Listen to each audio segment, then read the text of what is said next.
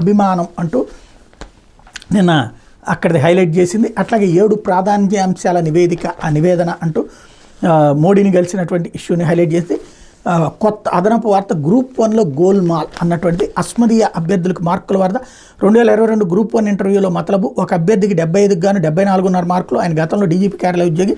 ధనుంజయ రెడ్డి బంధుకు 74 మార్కులు. చాలామంది అభ్యర్థులు 99% పైగా.